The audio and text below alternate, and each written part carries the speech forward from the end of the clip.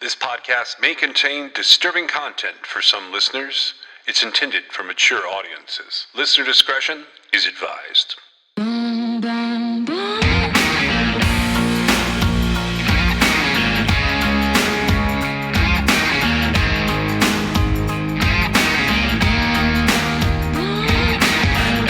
This is True Crime XS.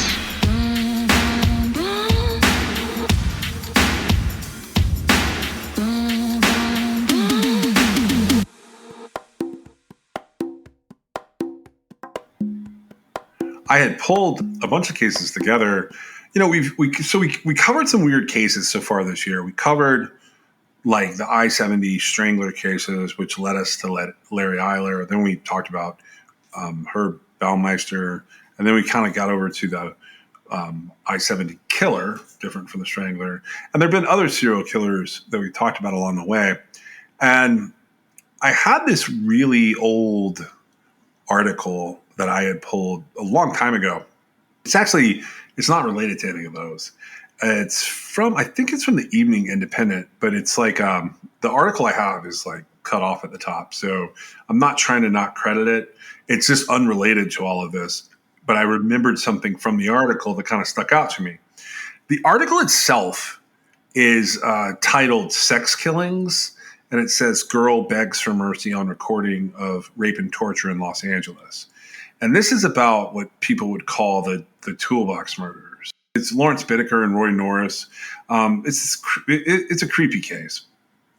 This article talks a little bit about the sheriff's department like putting out a message about that crime. And what had caught my eye in this isn't really related to that case. It's not related to Bittaker and it's not related to Norris. At the very end of the article, it said there have been 3 other killing sprees in Los Angeles since 1973. Now, this article would have been dated sometime around Valentine's Day, 1980. And in there, it said 11 men, most of them derelicts, and that's the word used, by the unknown author of this article, were killed in the, quote, Skid Row stabber slayings between October 1978 and January of 1979. And then they talk a little bit about, to wrap up the article, they talk about the trash bag murders, which I don't know if you're aware of those or not, but that's a series of murders I've tried to run down information about before. And it says as many as 26 persons were killed in the, quote, homosexual trash bag murders between 1973 and 1978. And there were a dozen persons who were killed in the Hillside Strangler slayings in 1978 and 1979. So this is just an article about something else. But when I took this or like clipped it or whatever, I was clipping it thinking about like the differences between serial murders, like, has it changed over the last 30, 40 years because of the way they describe it there in that article. But I did want to take the opportunity while we're between like series to talk a little bit about cases like the Skid Row stabber. Now, the Skid Row stabber is like a pretty specific case that has some interesting nuances to it depending on where you read about it. And there's a second case that's really similar. So like we had I-70 killer, I-70 strangler, we had the Skid Row stabber, and then we also have the Skid Row slasher. And I wanted to talk about those cases kind of in context of, types of serial murders. And also talk about, like, has that type of serial killing gone away? Now, if we take the cases in time, the one that comes first is actually the Skid Row slasher. Now, the Skid Row slasher, have you ever heard of him before? No, I hadn't. This case, it starts out in, as far as we can tell in the media, the Skid Row, quote, slashings begins in the Thanksgiving holiday 1964, or right before the Thanksgiving holiday 1964. But then there's a big gap in time because the slasher's in prison. And it's actually kind of complex to look up information about this case. And people get a number of things wrong about it. If you go hunting the Skid Row slasher story, I haven't looked up the wiki on this. I think one exists, but it's probably under his name. It's interesting because you can read old media about it, but it's all kind of out of context.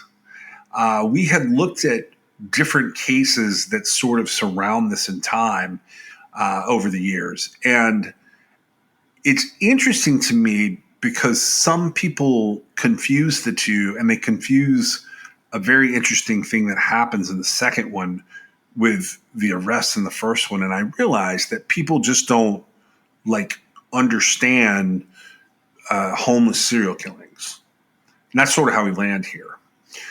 Now, the guy that is the Skid Row slasher was born in January of 1944. So he's 20 years old when the slashings began in November of 1964. His name is Vaughn Orrin Greenwood.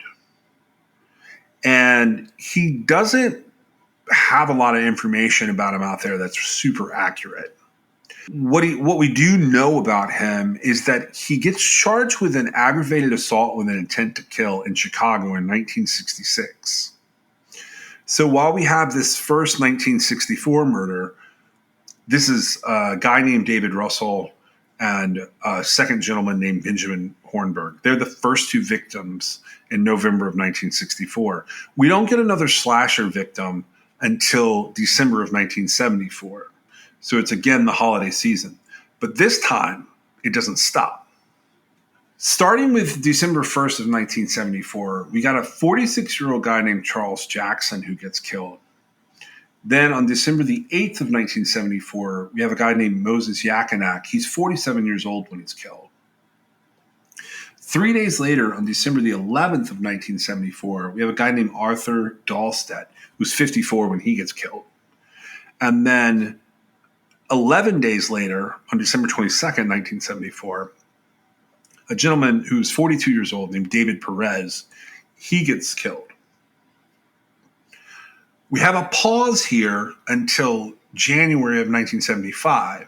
And then on January the 9th, so a couple weeks after David Perez's murder, we have a guy named Casimir Strowinski. He's 58 years old when he gets murdered.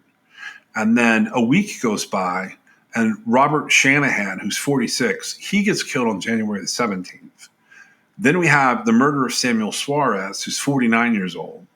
And then we have the murder of George Frias, who's 45 years old, and that's on January the 29th. On January the 31st, we have Clyde Hay, who's 34 years old. And then the last victim is William Graham, but he doesn't actually die. He survives. And that's sort of how we get the story of Vaughn Greenwood, is that there's a survivor, and his surviving gets Vaughn Greenwood caught. The misinformation that you can find about this out there is kind of odd. When Greenwood is picked up on all of this, he's 32 years old. He goes to trial pretty quickly. And by December 30th of 1976, he's actually headed to his more permanent home. There's an article I pulled from the Spokesman Review, and it just says the, quote, slasher jury finds man guilty. And here's how this one reads. This is from December 30th of 1976. It says, Vaughn Orrin Greenwood was convicted of 9 counts of murder Wednesday, including 8 of the Skid Row slasher killings. The jury also convicted Greenwood of 1 count of assault with intent to commit murder, but it failed to reach a verdict on 2 other charges. 33-year-old Greenwood was indicted for 11 murders, 2 in 1964, plus the 9 Skid Row slasher killings that occurred between December 1st, 1974 and January 31st of 1975. The throats of the slasher victims were cut from ear to ear, and a lot of them were cut to and through the spine. Investigators had originally said that the killings had ritualistic overtones, and they said that there was evidence that the attacker was drinking the blood of the victims, including the fact that bloody glasses, like drinking glasses, were found at two of the killing scenes. The shoes of the dead had been removed and placed facing them, and according to this article, authorities said at the time that there was salt sprinkled around the bodies, creating a bloody mosaic. The deaths were centered in a downtown Skid Row area. Do you know what Skid Row means? Skid Row is an area, it's named that, and it's where homeless people live. Yeah, I've heard it for years, but I never followed the nomenclature. I always thought it was just a rundown area. I never thought of it as, quote, homeless encampments.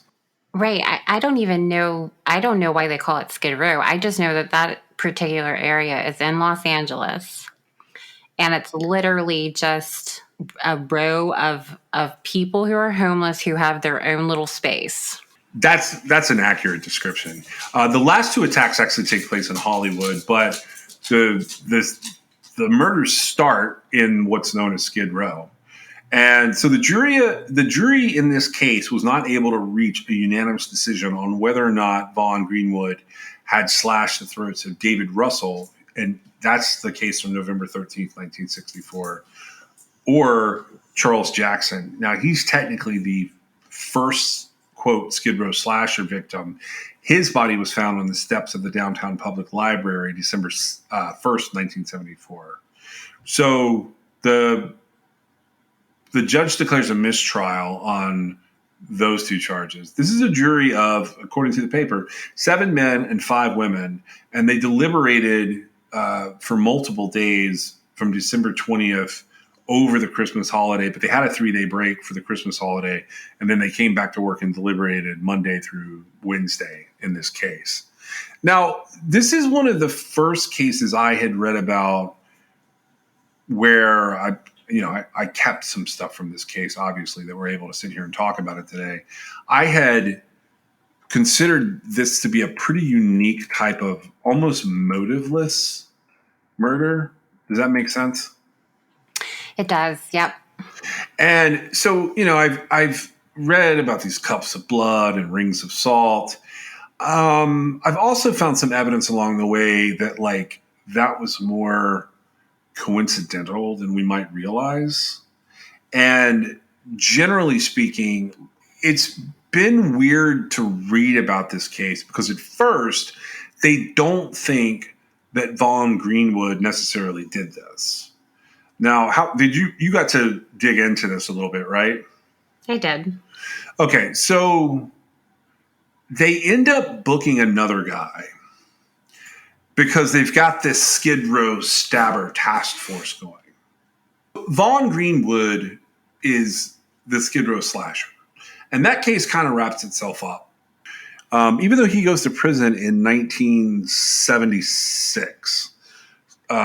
Which he's arrested in February of 1975, and he's held until he's essentially sent to prison after they find him guilty at the end of 1976. Well, while that's happened, or shortly after that happened, there's a new series of murders. And this is Skid Row stabber. So again, we're back to this quote, Skid Row. Now, here's the official description. Skid Row is a neighborhood in downtown Los Angeles that, on paper, if you were to look it up, it's actually called Central City East. Weirdly contains one of the largest and most stable populations of homeless people in the United States to date. It's been known for being a condensed homeless population since 1932. There's a long history of police raids, lots of initiatives by the city to try and put policies and procedures and city ordinances in place around it. A lot of homeless advocacy focuses on this area. I don't know if you've seen pictures of celebrities where they're, quote, handing out food from the backs of trucks to the homeless. Typically, it's here. So Skid Row is about 50 city blocks. It's immediately east of downtown Los Angeles. If you looked at the north side of it, it's bordered by 3rd Street. If you went all the way down to 7th Street, that would be the southern border. To the east side, or back towards the east, is Alameda Street. And you can go all the way to the west to Main Street. Now, this is a logging term that gives it its name, which I did not know until I started looking at this part of stuff. But Skid Row or Skid Road referred to an area of city where people, quote, lived on the skids. That logging term was when loggers would transport logs to a nearby river, they would slide them down roads, and those logs were situated on, quote, greased skids. So the loggers who would accompany the load down to the bottom, where they're going to put it into the water or pull it up from the water, they would wait there to be transported back to the logging camp where the trees had come from. By extension, people have started to use this term to relate to, like what you said, when people are more transient or they're homeless or they have less money. That's how it became known as sort of a depressed area, or like a broken window panes area. If you look at the history of Skid Row in Los Angeles, there's been a lot of interesting things that have happened. But one of the things they do not talk about that much on the internet is the prevalence of serial crimes on the residents of Skid Row. So what makes these cases interesting is they're happening kind of back to back in terms of years. There is a break to some degree, because 1975 is when the Skid Row slasher ends. And then we pick up again in 1978. In theory, the first victim in the second series of murders is October 23rd of 1978. Someone is picking up victims from the homeless encampments in Skid Row, and they are killing them and then dumping them in alleyways off of various streets. But there's a proximity issue here where police believe it's all the same suspect. So the first victim out of the gate is a 50-year-old named Jesse Martinez. That's October 23rd, 1978. And on October 29th, 1978, our second victim, a 32-year-old man named Jose Cortez, is killed. The next day, October 30th, a 46-year-old man named Bruce Drake gets killed. And then a couple of days later, on November the 4th, there's a 65-year-old man named J.P. Henderson who gets killed. Then on November the 9th, 39-year-old David Jones, he's attacked and he's killed, and he's dumped near Los Angeles City Hall. 2 days after that, on November the 11th, Francisco Rodriguez, who's 57 years old, he becomes the latest victim of the Skid Row stabber, not slasher. Now, the following day, on November the 12th, there's a double murder. 49-year-old Augustine Luna and 36-year-old Frank Reed are killed. Then on November the 17th, 34-year-old Milford Fletcher is killed. And then 3 days later, on November the 20th, 45-year-old Frank Garcia is killed. His body is found November the 23rd, dumped by City Hall. So despite the fact that this particular murder occurs right by City Hall and at a time when there is a huge crowd present near City Hall, the killer escapes with no witnesses, completely unnoticed. They find the imprint of a man's hand next to his body. And the investigators get the impression that this imprint, which some versions say that it was like in dirt, and some versions say that it might have been in blood. In spite of this, the investigators believe it could have been left by the killer, but they're not able to use this evidence at the time. And then the last confirmed victim of the Skid Row stabber is a 26-year-old named Luis Alvarez. He stabbed to death on January 21st, 1979. Some reports will tell you that there are other victims in between here. The media seems to latch on to these victims because they make an even dozen. Okay. Have you ever heard of the Skid Row stabber? I had not. I had the article that mentioned the Skid Row slasher. And then the Skid Row stabber came up for me when I was hunting through information that you and I were putting together in one of our Home for the Holidays series that we do around Christmas time. the way that this sort of rolls out is homeless people at this point in time in these locations are like a step below sex workers and 2 steps above homosexual men in various Midwest cities. Does that make sense? Like they're way down the totem pole. It does make sense. And this is just an observation, not your opinion. Correct. I'm talking about the way the cops treat it. Correct. Now, Yes, I am just reinforcing that you're right. saying that this is how it looks because I don't want it to be misinterpreted Right, as right. you Yeah, having that right. opinion. Right. I'm just telling you like how they apply resources Correct. and like how the media treats it. Now the media does, like after a couple bodies, the media does get interested in these cases. What's interesting to me is a lot of what I read about the Skid Row slasher and the Skid Row stabber are very similar. Although we have Vaughn Greenwood for the slasher murders, the timing and the methodology of these are very similar. After David Jones is killed, there are some witnesses discovered. So David Jones is killed near City Hall. Now he's not in the same area as Frank Garcia, who is also killed near City Hall, and there's some distance in there. They're about 2 weeks apart. But after David Jones is murdered, the police run across some witnesses. These witnesses claim that they were friends with David Jones and that an unknown person had been talking with them for several minutes and then committed the murder, like stabbed Jones, either walking away from them or like in their close proximity. According to these 3 friends, the criminal was a man named Luther, who they thought was a 30-year-old black man who spoke with a Puerto Rican accent. 3 months later, in January of 1979, the inscription, "My name is Luther, I kill wine-os, I put them out of their misery," was found in a men's bathroom in the Los Angeles bus toilet. I don't know how much you want to put into that. During this investigation, we have multiple witnesses to a couple of the murders, but the murders that should have had a lot of witnesses have 0.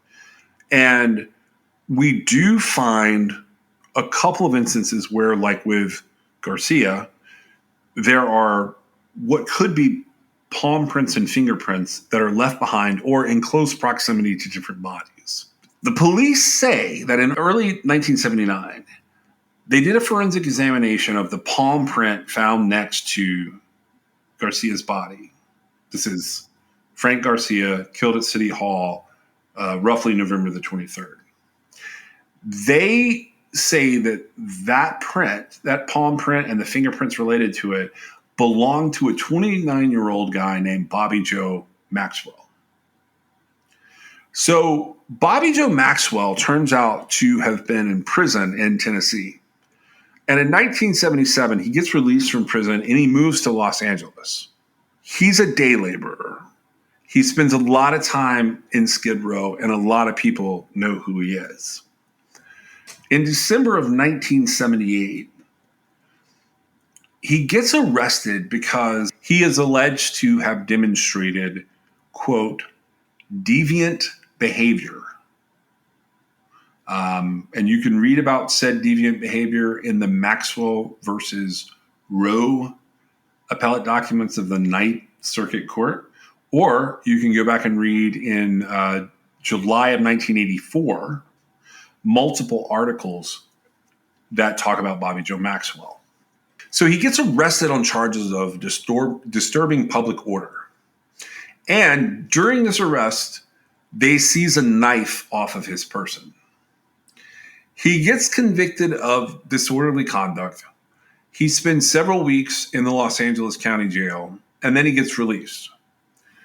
According to investigators, Bobby Joe Maxwell is released He's in jail during a break of the, quote, Skid Row stabber murders. And he gets out 3 days before the stabber commits the very last murder of Luis Alvarez. So, by their logic, we have this murder of Frank Garcia on November 23rd. And this is all in 1978. And then we cross over into 1979. So the reason we don't have any murders in December or early January is, by what they're saying, is because Bobby Maxwell's in prison. Then he gets out, and we have Luis Alvarez, who was stabbed to death on January 21st of 1979. And I got to tell you, like, reading the court documents in this case, it is very interesting. What do you think? Well, it's one of these cases where, on the one hand, they never quite get me there in terms of, like, I believe this case is solved or whatever. As I tell the rest of the story, you'll see that, like, the cops eventually get to where I'm at.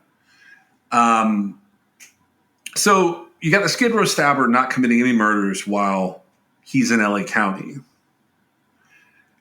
They use that with the information that, like, he has, gone off on somebody and had a knife on his person in his this disorderly conduct setup.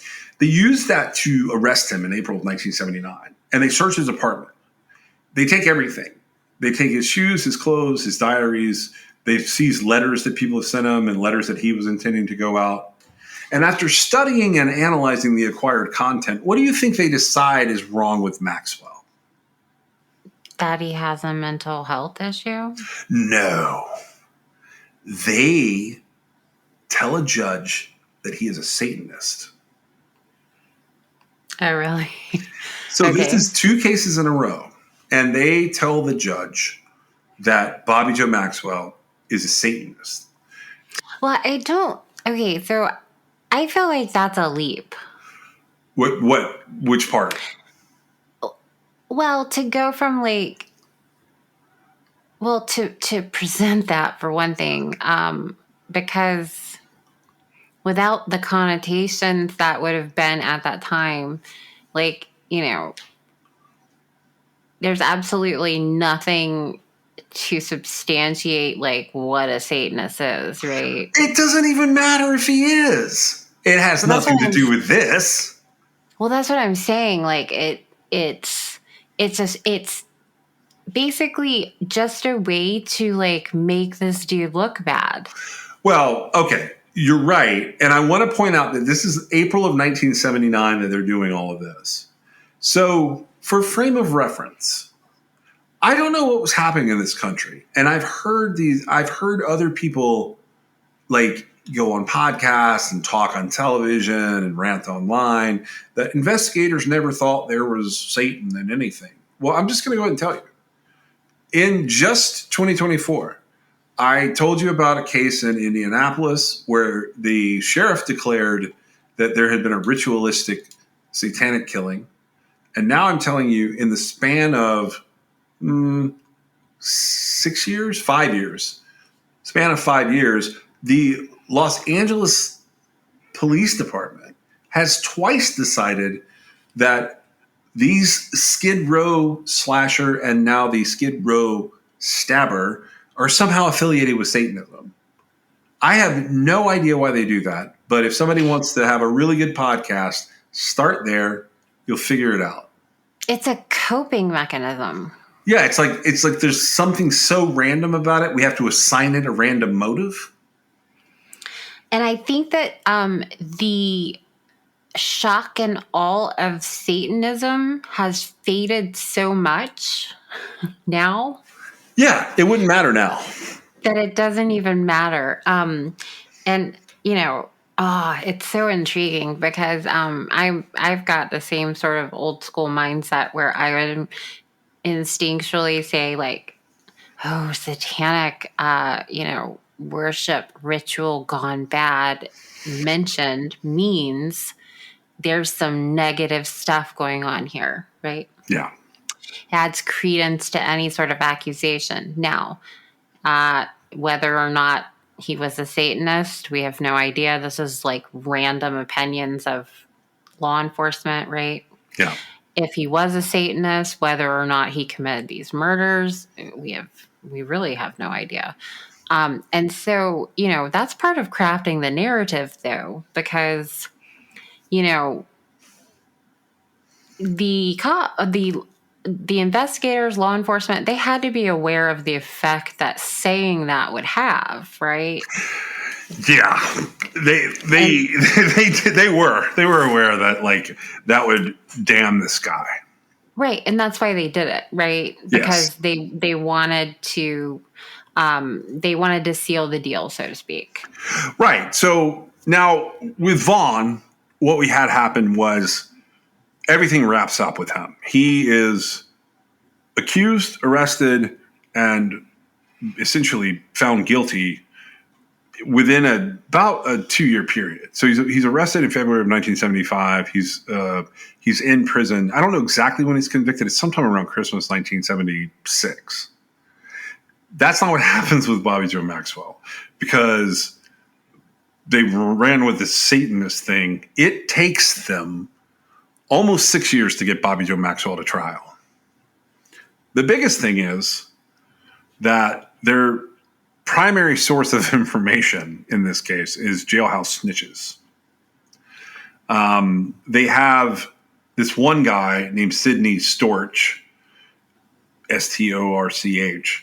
He's a felon with an extensive criminal record. They stick him in a cell finally in 1983, and he becomes a key witness. That's how bad the case is. They put this guy in Maxwell's cell for a month in 1983. Wasn't Sidney Storch formerly law enforcement? Okay, we're getting there. Yeah. Okay. Do you know much about Sidney Storch? You're saying that. I was going to let you run with it. I wasn't sure if you knew and if it was relevant to where you were going. That's all. Because to me, it's relevant that an informant that is, providing evidence in this type of case is former law enforcement. So, okay. And that could be taken a lot of ways, right? Storch is I did not see that he was law enforcement, but I thought you knew something about him. At the time this is all going on, he's in his 30s. He is a heroin addict and a check forger. But I was wondering if you... Well, okay, so this may be out of line with where you're going, but because it gets all the way up to like 2010. Oh yeah, and what I'm talking about. And if you go read, like, you know how like there's like the Encyclopedia of Serial Killers and These Shocking Crimes and all those books, right? They all get these cases wrong. And it's possible that I've misunderstood something. It is possible. Well, here's why I say it. So having to do with Bobby Joe Maxwell, in 2010, which is like 30 years later, right? Yep. His attorneys were able to prove that the witnesses to Jones's murder, they weren't able to identify him as the killer. Right. And that they had given false testimonies 30 years ago. And then what I believe this is just the wiki of it. And along with that, Sidney Storch, who was a former police officer and informant, they discovered that he had begun abusing his position in 1980 and had given false testimony in a number of trials due to selfish interests. Yep. Yeah. If you go back and you can grab articles about him from the Los Angeles Times too, about Sidney Storch. He's going to die. Like, so he won't actually be around in 2010. That's where I thought you were headed there. So. Oh, I see. Like, he died in 1992 from complications related to AIDS. Right. But the stigma that's associated with a police officer right. using his position inappropriately or anything to do with that type of thing, it has a ripple effect, right? Yeah. Especially if it's Now, this doesn't really go into a whole lot of detail, but it does state just sort of conclusively that in at least 6 cases, his testimony was considered completely invalid and unreliable. Correct. Yeah. So the way that went down is he's their key witness. He is their only person that links Maxwell to these crimes. And if you read through the court documents, they end up going through after all these delays to get him to trial, they get Maxwell to trial in 1984. And then much, much later on, when they're going through the appellate process and Sidney Storch has died, they get his stuff admitted in many instances as like testimony from the previous trial, even though he's dead. So he haunts Maxwell for years. That's why it takes so long. Because I think you said 2010 there, which is that's when it really gets back in front of federal courts. But up until that point, what they have is they have Storch's testimony, and then they have these 3 people that are witnesses from David Jones's murder. Now, according to the court documents, they introduced evidence that the knife that Bobby Joe Maxwell had on him was the same width and length as the one used by the killer.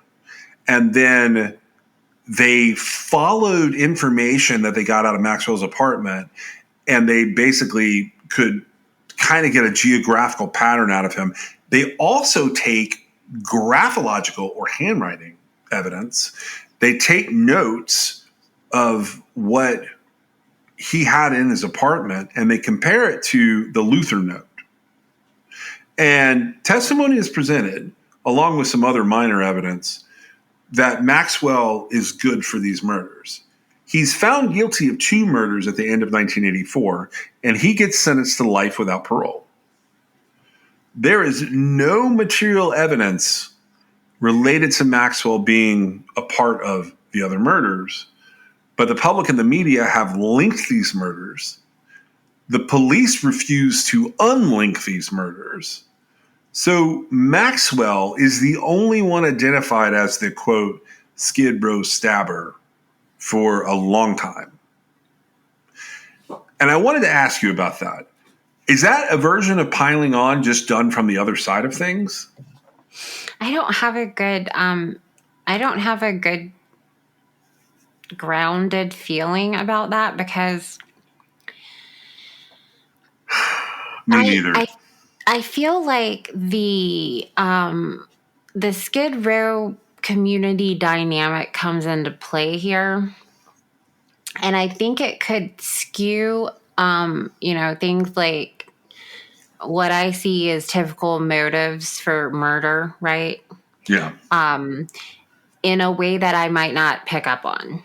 I got you. Yeah, I understand. And so I'm aware of that, and I'm under the impression that, and this may be stereotyping, and it might be wrong for me to do this, but I'm under the impression that people who have ended up living on Skid Row, they've come upon hard times. They probably aren't super happy.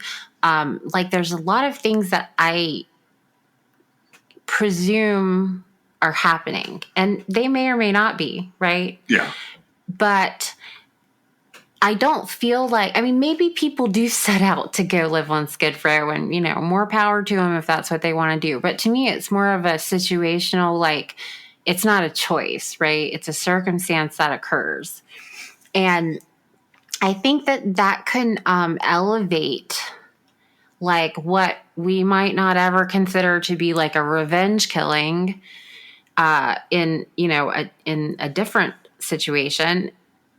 It might rise to that level on Skid Row, if you live in Skid Row. I don't know. So I don't know how commonplace it was.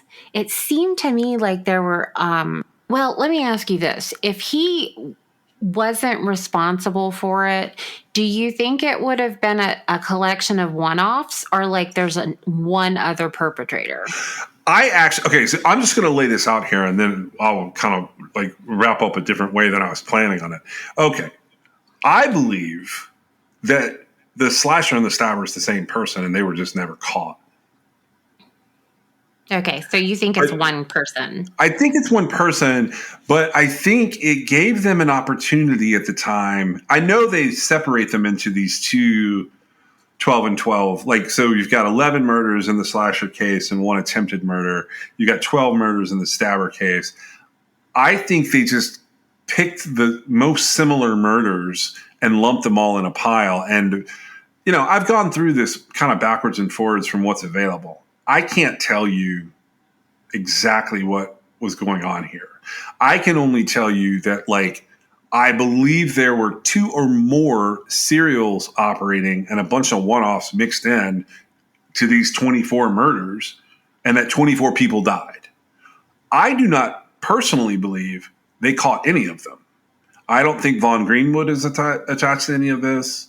I don't think, I don't think, well, we're going to get to Maxwell in a second, but I don't think any of this is wrapped up. I have a tendency to think that a pile-on could occur to shorten the duration of paperwork. Yeah, it kind of feels like that. And like there's some like political laddering going on here where people are trying to kind of move up in the chain of command. I want to tell you a little bit about Sidney Storch because I spent a lot of time on him because he was actually kind of fascinating. So Sidney Storch, he gets out of the Army in 1964. The reason for getting out of the Army is because they don't know what to do with him. They write him up as dishonorably discharged as a habitual liar. So that's 20 years ahead of the trial. So by the time trial rolls around, Storch is 37 years old.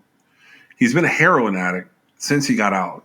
I do not know where they get this. He worked for the LAPD because the LAPD has disavowed him. But here's what is said about him. He has 4 felonies, 13 extra arrests under his belt where he doesn't have charges. His crime of choice is represented as forgery. The LAPD used him on both sides of the fence between 1980 and 1982. He was supplying information to the LAPD after being busted as a forger. He then was turning in the people supplying him with the supplies to keep forging. In 1983, he gets arrested by the LA Police Department, and that's why he's here and able to be put into a cell with Maxwell. That arrest is for impersonating a Central Intelligence Agency officer, CIA officer, with the intent to significantly defraud the public, and impersonating Howard Johnson, who was the son of the well-known Howard Johnson hotel chain. At the time that he was apprehended and placed in the cell, Storch was in possession of false California identification, forged checks, and stolen credit cards. The detective who arrested him at that time testified that he would not trust anything Sidney Storcher said unless you could corroborate that information with an additional source. So following this 1983 arrest, his public defender negotiates a guilty plea where Storch's 5 pending cases that he has for forgery, they would all be consolidated for sentencing, and the court would impose a total combined sentence of 36 months in prison with credit for time served. Storch, however, independently negotiated a 16-month prison term with good time, which is 2 years less than his public defender is able to get for him. But in exchange for that reduction, so you're talking 36 months down to 16 months, both with credit for time served, the second one with the full good time, which was not an automatic thing at the time. Storch agrees that he's going to testify against Bobby Joe Maxwell. So he testifies. He's in back then they called the snitch row, which is like they would house these guys in security housing. They called it the canine unit because they were dogs. But that is what was, quote, informant's row, which I find hilarious since we're talking about Skid Row. He had multiple cases that as it peeled out over the years, every single case that Sidney Storch testified in was eventually overturned. And some of them were legitimate cases. Does that make sense? Like he was Yeah, the but it addition. doesn't sound like he was a police officer. No, like I don't know where that comes from. And the court filings does the appellate. Oh, well, we're not there yet. I'm sorry. Oh, you're okay. Well, let me tell that part so we can talk about this openly. I just want to tell you what happens with all of this. So there's a Brady violation in here I've been hunting for. I have not found it yet. There's a lot of paperwork on Maxwell's case, but ultimately, what you said is accurate. The appellate court finally digs in deep to Maxwell's sentence in 2010. Now, that's unusual. The first reason it's unusual is because there is a huge amount of time that is like passed there. But there were multiple instances in here where cases related to Storch were making their way up the line, including, I think he might have been involved in the Ninja murders. But the door gets opened up for Maxwell under this. I want to say this, I want to phrase this correctly. Let me find the exact term. The way that 30 years later, his attorneys are able to get him back in front of like an appellate court is this law that's passed in 1996. And this law is the Anti-Terrorism and Effective Death Penalty Act of 1996. Are you familiar with this? It's a weird one. I'm actually not sure. So this bill gets passed, bipartisan support and everything, after the Oklahoma City bombings. It gets signed into law by Bill Clinton. But the bottom line is they are trying to reform habeas corpus filings anytime life without parole or the death penalty comes into play. And if you read about it, there's all sorts of interesting side roads you can take on this. But because of this AEDPA of 1996, Maxwell's attorneys are able to get him a hearing. And they're able to point out that Sidney Storch, even though, like, I think something happened in there where he became the reason that Maxwell gets the extension on the statute of limitations or something. But all of his appeals have been essentially denied. Although along the way, between 1984 and 2010, several justices at the state and federal level, I guess it would be judges at the federal level, but justices at the state level and then at the federal level have pointed out in dissents that there's something wrong with Maxwell's case. And they can't quite put their finger on it. But finally, they sort of start getting looked at for these Brady violations where the prosecutors alleged to have withheld some information. And the case catches up with itself under the AEDPA. And once it does that, they're able to get a de novo review. And the de novo review is not of the trial. It's of various stages of the appellate matters. And what they end up finding is that his case is so confusing and it played out over such a long period of time. And there's so many facts. Like if you were looking at this in 2010, which is around when this is happening, you would read where Bobby Joe Maxwell on the internet is the Skid Row slasher and the Skid Row stabber. And it's like in the media and it's in the public eye. And it turned out that a lot of that information was being pulled from Sidney Storch's testimony and from court documents. Ultimately, the appellate court overturns his whole sentence in 2010 and they remand it all back and they say, this guy gets a new trial.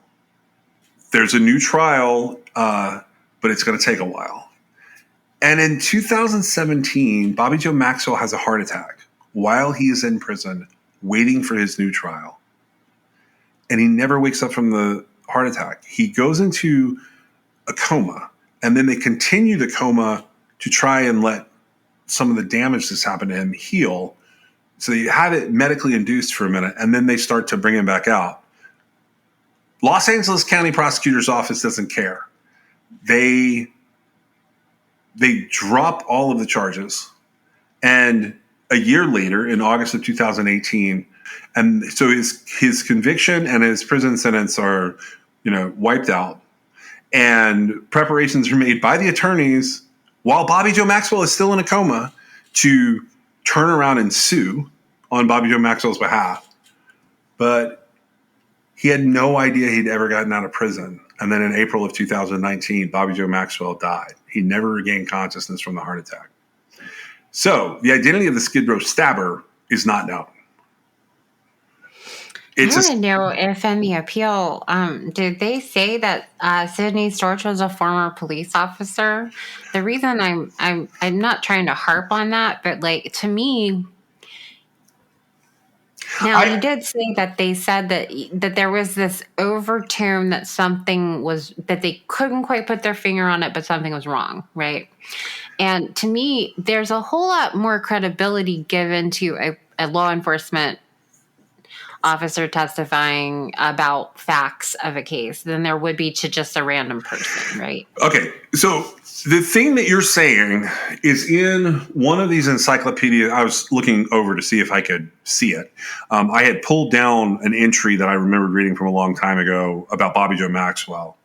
And it says in there that Sidney Storch is a former police officer in this it's like a coffee table book. Do you know what I mean? Like it's huge and there's a lot of information and pictures in it. It says that he is a former police officer, but I think they made a mistake. And here's the mistake that I think they made. During the original appeals related to Bobby Joe Maxwell, John Kraniak testifies for the defense. Like it's an appellate, it's having a hearing, it's something that they're trying to move forward. And along the way, like I said, there were some oral arguments ordered, and there was actually some evidentiary hearings that were requested. John Kraniak testifies that Sidney Storch would show up on high-profile cases, and he explained that he could not use Storch because Storch would come forward and say, hey, I've got information for you on XYZ defendant. And Kraniak would check it out. The information seemed like it was a good lead. But then someone would come along and tell him that I think it was on 2 or 3 different cases, Storch negotiated his way into that person's cell after he had offered the information to John Kraniak. Do you see what I'm saying? Yeah, he was setting a deal up for himself. He was going to go in there and get it out of him. Right. So Kraniak testified in multiple instances along the way that he stopped using Storch as any kind of reliable anything. And he is listed as a former Pasadena police officer and a Los Angeles district attorney.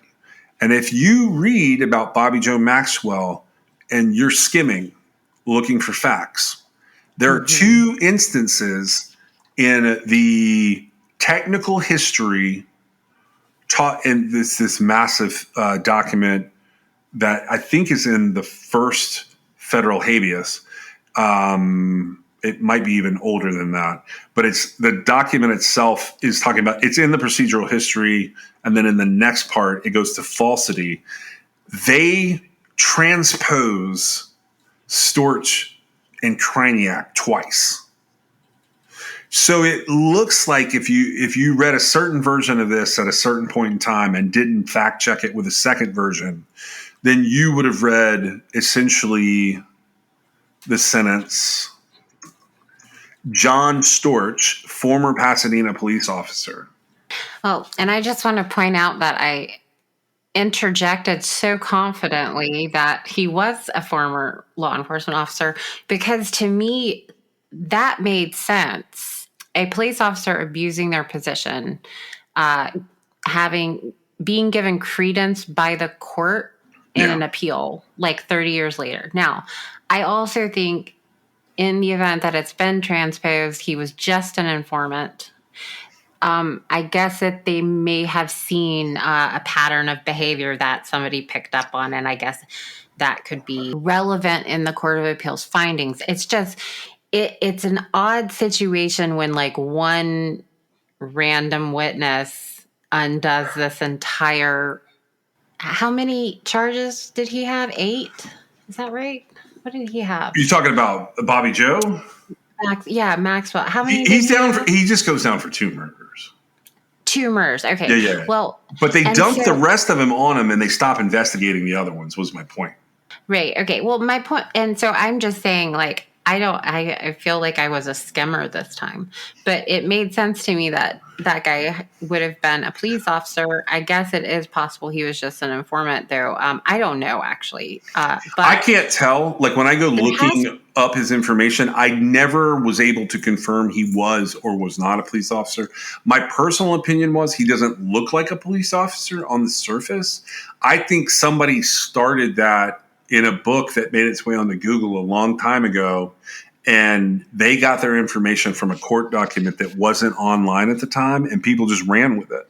But like I've seen it said online about this case that Von Greenwood was confirmed to be the Skid Row stabber, and that's why Bobby Joe Maxwell's stuff was overturned. And that's impossible because Von Greenwood was in prison after the Slasher murders, but before the Stabber murders. It's talking about Skid Row Slasher, Skid Row Stabber. It's a very confusing set of semantics, but if you're not paying attention, it's really easy for one person to kind of play a little bit of a game of telephone. And no, I agree with you, because if you're looking for a person who was a serial killer on Skid Row, Slasher and Stabber are going to be synonymous with one another. Right. So let me ask you this, and this is kind of where I'm headed with this episode and with the next episode. These are possibly serial killings to you, right? Possibly, yeah.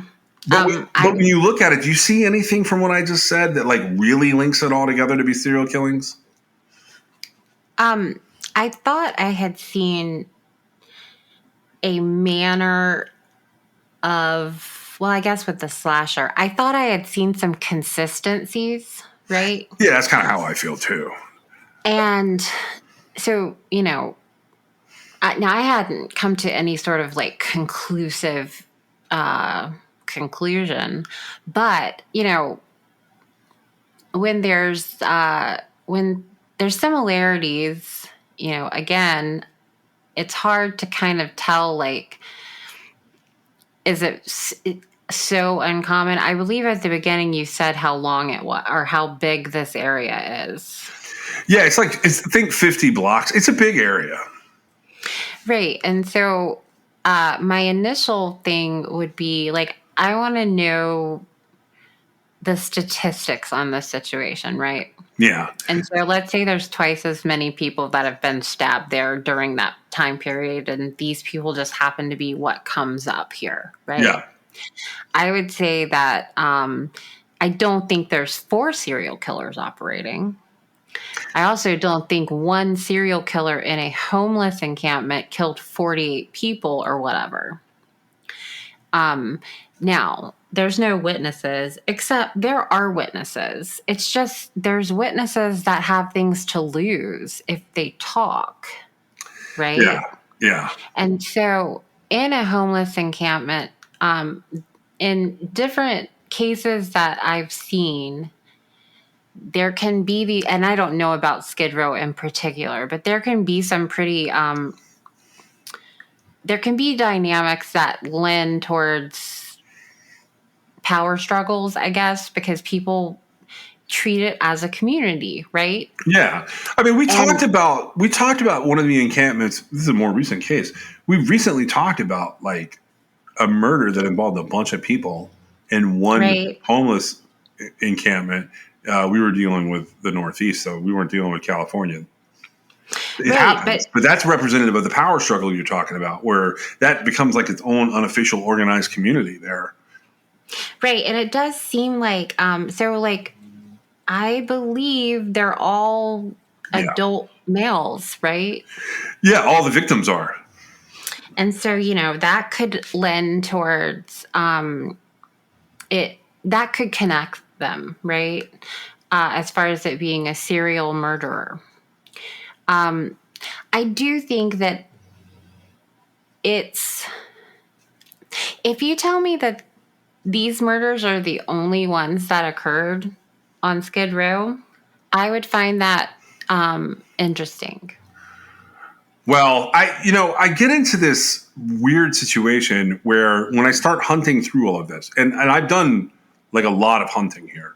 It's really hard to get information that you can validate now because of they live on Skid Row. They're underserved as a population to begin with, right? Yeah. By the media, by law enforcement, by the by people in general, public at large, right? And so it's really hard to get a handle on some of that stuff, right? Yeah. Well, and there's multiple people that, if you follow sort of how everything shakes out with these cases, there are multiple people that are identified as the slasher or the stabber over the years. It's really confusing. There's no further convictions though, right? No, there's a guy that's arrested and immediately kills himself, and that guy was interesting to me. There's a couple of those where the Los Angeles police, they say that a couple of their main suspects were suicides. What? They committed suicide. Yeah. They were people that killed themselves. I don't know. I do feel like that this particular population over this, it's an extraordinary amount of time, right? I mean, it is to consider the turnover there and I'm not sure. I think that it could be a situation where there could be one serial killer. There could be two serial killers. There could be a whole bunch of people who only have knives to kill their enemy with. That could be true. All right, so here's what we're going to do. I'm going to come back next week. And we're getting to somewhere with a point, I swear. I'm going to come back next week, and I'm going to bring you a different kind of this type of thing. And I want to hear what you say on that, too. So right now, we're just dealing with knives. And we could kind of agree that, yes, these could be serial killings. Kind of a random nature. Well, they're certainly set up that way, right? Yeah, that's what I think. But the narrative is certainly set that way. So we're gonna come back and we're gonna talk about a second series of things and see if those also are serial killings. We'll do that next week. Thank you so much for listening today. We'll see you next time.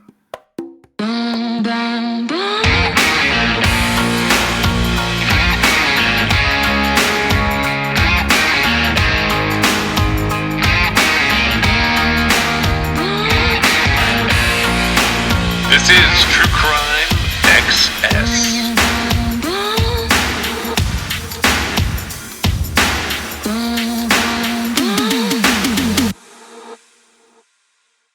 All right, so I'm going to tell you guys a few things about some of the folks who are helping sponsor our show. Now, Labrati Creations sponsors our show, and you can always use the Crime XS code there. You can also just message them at Labrati Creations, and they will generally do something for the people who come from True Crime XS. They were our very first sponsor. They've done a lot for the show, and that code is CrimeXS at LabratiCreations.com. The first new advertisers that we have, and I've selected all of these guys. I've selected all of these advertisers. So the very first one is Cure. Now, I'm going to tell you guys about this, about Cure as being one of our sponsors.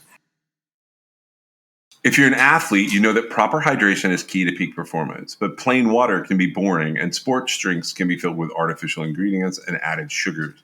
That's why we love Cure. It's a clean and effective way to stay hydrated and perform at your best. I use it late in the day when I switch out of caffeine mode. Specifically, when I hit the pool or I go play tennis with my wife, I use Cure to help me stay hydrated. It helps me recover after a long day. Now, you guys may not know this, but I build things. Right now, I've been building several structures on our property out here. Among those is a new podcast studio space for myself. I do a lot of that work at night and into the wee hours. And I always have some Cure with me to go into my aluminum water bottle.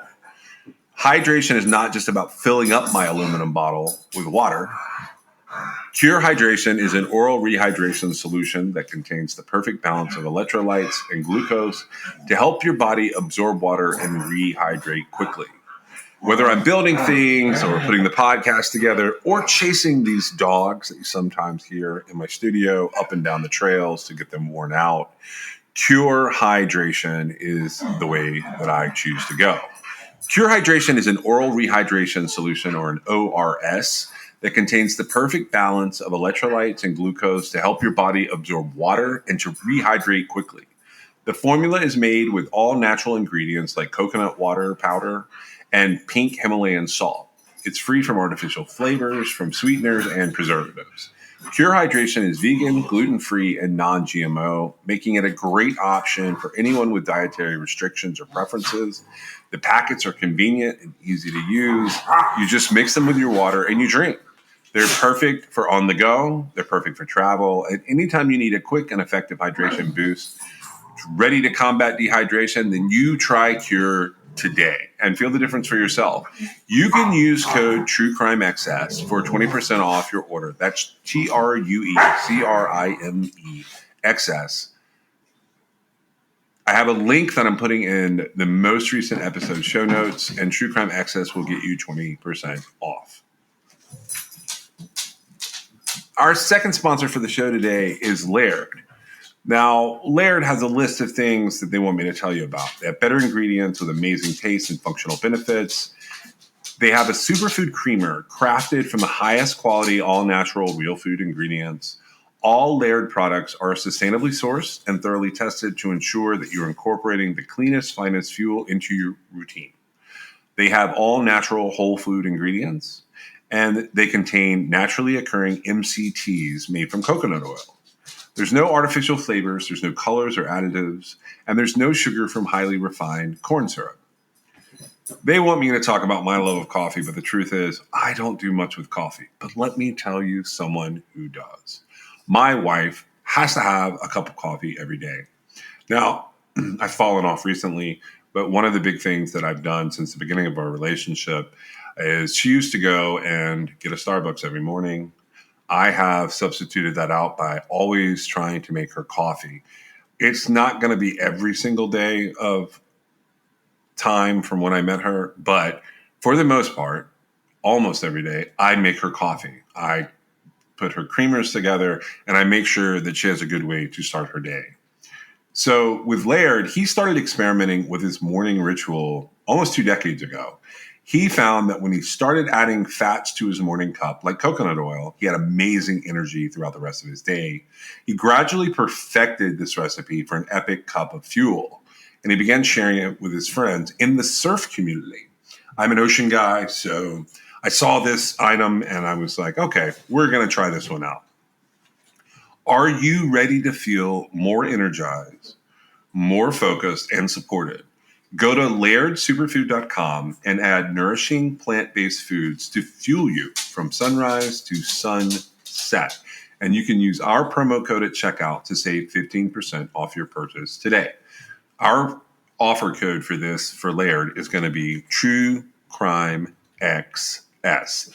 Pretty much everywhere except for Labarte Creations. If you use TrueCrimeXS, that will get you, at Laird, it'll get you 15% off. At some of the other places, they'll get you 20% off. I'm going to tell you about 2 more sponsors today. So the first one is, the third one is Liquid IV. So let's talk about the real reasons that you need to hydrate. Late night TV binging, back-to-back Zoom meetings, going on a walk with your friends. Everyday hydration is not just for high-energy athletic endeavors. Liquid IV is the #1 powdered hydration brand in America. It's now available in sugar-free. This is years in the making, but Hydration Multiplier Sugar-Free uses a proprietary zero-sugar hydration solution with no artificial sweeteners. It's got 3 times the electrolytes of the leading sports drink, but it's also got 8 vitamins and nutrients for everyday wellness. Liquid IV hydrates 2 times faster than water alone.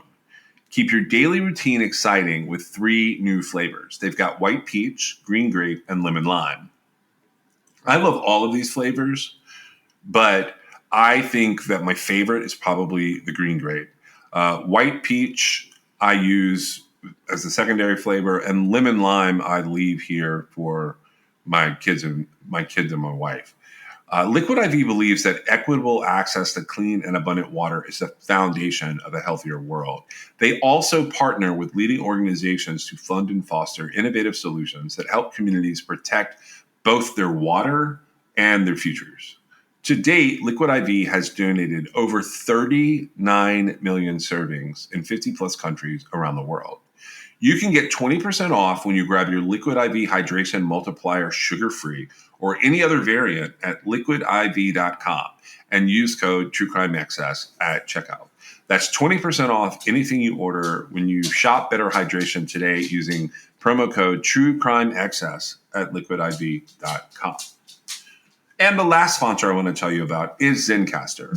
We are part of Zencastr's creative network. We've been using Zencastr since about midway into our first season.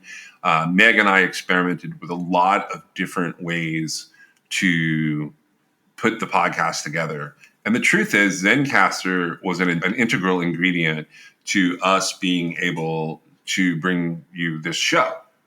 It's so easy. It's now super easy. You can record a podcast with Zencastr. You can log in using your browser and you start recording a high quality podcast right away. You can record studio quality sound and up to 4K video with your guest. You get to feel a sense of zen knowing that Zencastr's multi-layered backups ensure you will always have your recordings in the highest quality, even if the connection is unstable. You sound your best. I mean, if you've ever worried about what you sound like, Zencastr's post-production process makes you sound buttery smooth. It automatically removes those ums and ahs in your recordings. It removes those awkward pauses in conversation too.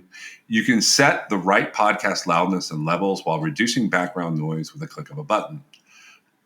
That's how you don't hear my dogs every second of every episode. Zencastr is all in one. If you've thought about podcasting before and realized that you need a lot of different tools and services, those days are now over. With Zencastr's all-in-one podcasting platform, you can create your podcast all in one place, and you can distribute to Spotify, Apple, and other major destinations. Just go to zencastr.com/pricing and use my code TrueCrimeXS, and you're going to get 30% off your first month of any Zencastr paid plan. You can also check out the other plans they have available. I want you to have the same easy experiences that I do for all my podcasting and content needs. So zencastr.com/pricing. The offer code is TrueCrimeXS, and it's time for you to share your story today.